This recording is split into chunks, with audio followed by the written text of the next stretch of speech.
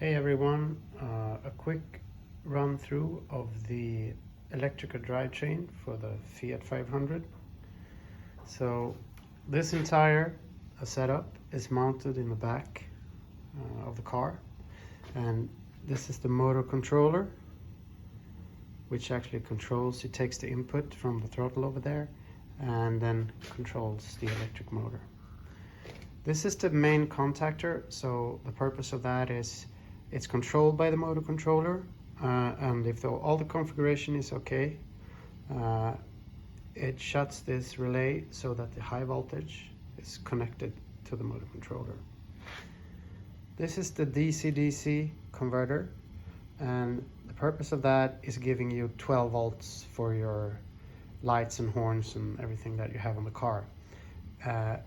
It actually converts the high voltage from the battery to 13.5 volts. The throttle is connected to the motor controller, and this was actually connected to the original throttle wire. This was also placed in the back of the car. So when you press the foot pedal, you actually pull this lever and you rev up the electric motor.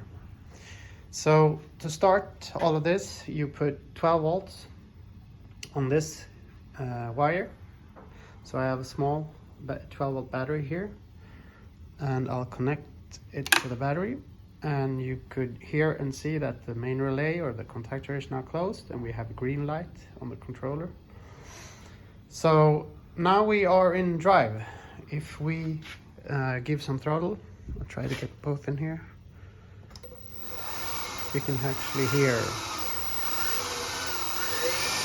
the motor revving up. And this motor is mounted to the gearbox. There's no gear in now, of course. And there's a clutch there as well. So this is one of the few electric cars where you actually can rev your engine at a red light if you wanted to. The motor controller is configured using an application that runs on the Windows.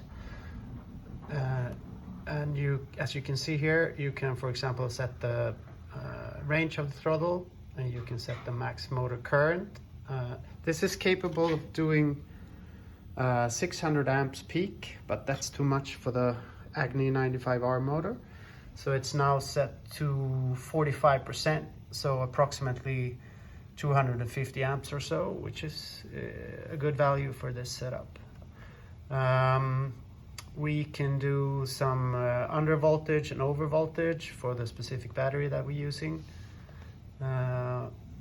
We can set the regen. So when I'm coasting downhill, if I release the throttle, I'll actually charge the battery using the electric motor as a generator.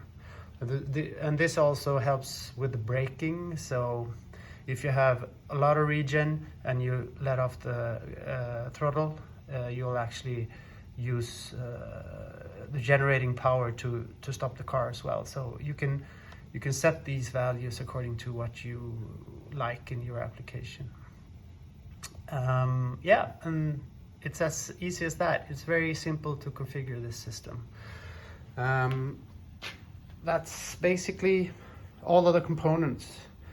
So the battery plus, the battery minus, and then a small 12 volt battery. That's basically what you need to run this system.